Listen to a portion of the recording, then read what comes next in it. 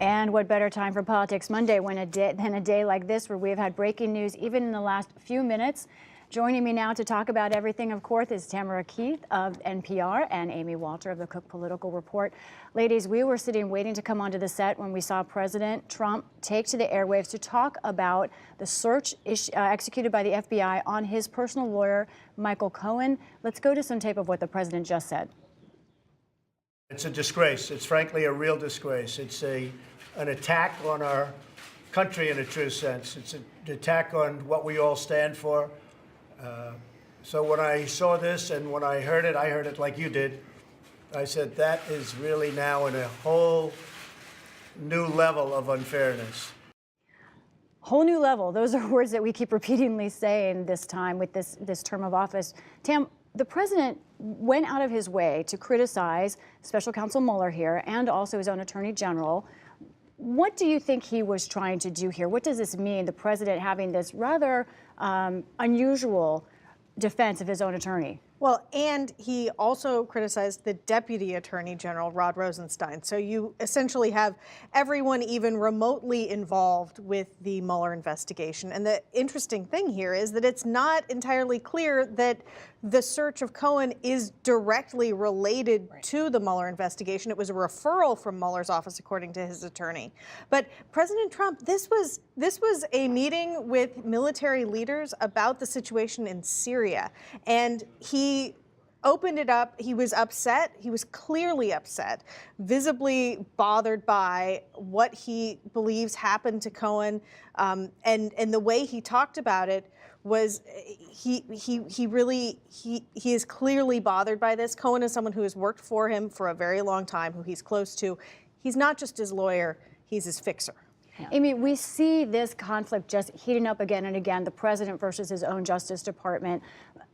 But here, what do you think the president is doing, as Mueller seems to be referring this case to another prosecutor? Right. I mean, the fact that the U.S. attorney in New York was the one who conducted this raid suggests that Mueller is not making this a part of the overall final investigation. In other words, if he's doing investigation into the Russia collusion and comes upon something that is not related but still may have a criminal component, then you refer it to somebody, wherever that is, who can address that. So it suggests that this isn't as much about Mueller as it is about this is what happens when you start digging into stuff. You never know what you're going to be able to find.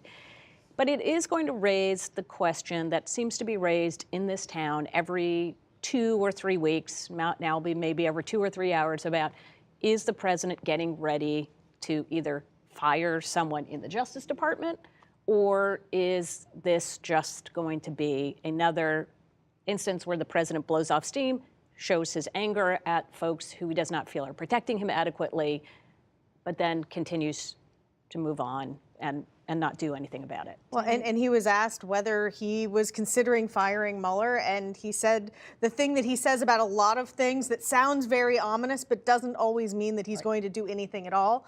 He said, we'll see what happens. Now, he has said, we'll see what happens, and people have been fired. He said that about James Comey, the FBI director. He said it about a number of people who have been fired. But he also says, we'll see what happens about a lot of things where that sort of ominous outcome never materializes. I think we have a very clear theme here today, and let's say for the past week at least. We see a president increasingly expressing frustration and anger. That's not new to this president, but we see him ramping it up right now. And we want to talk to you about another subject that hits this area, tariffs. The president is obviously taking on China, but is that a risk? Who is it in Trump world of his voters that likes that idea, and who is it that might be concerned about that idea? When we're the Trump that we're seeing right now, that we saw on display most recently in that cabinet meeting with his arms crossed saying this is a witch hunt, is the same Trump that we saw on the campaign trail. He believed that Hillary Clinton should be investigated. He believed she was the one doing the wrongdoing, and that anything about what he was doing was certainly off limits, and or there was no collusion, as the president likes to talk about. But what he talked about a lot on the campaign trail as well was making America great again, right? And that China's taking, making suckers of us, taking jobs from us. The trade is unfair. That has been a consistent theme, not just during the campaign, but really pretty much his entire time in the public spotlight. So the fact that he is actually going out and encouraging tariffs on China should not be surprising. To your question, though, what do people think about this? And among Republicans, there's not unity on this. A whole bunch of congressional Republicans would rather spend the next few months before the midterms talking about the things that they've done, tax cuts, and they'd like to talk about the booming economy. They worry that tariffs could hurt the booming economy and take the focus off their tax cuts. Theoretically, the folks that could get harmed the most by the tariffs are people that are the strongest Trump supporters, those in red states that are very ag-dependent, agriculture dependent. But these are also some of the president's strongest supporters, and I think he has a lot of rope with them. I think they're going to give him a lot of benefit of the doubt on this.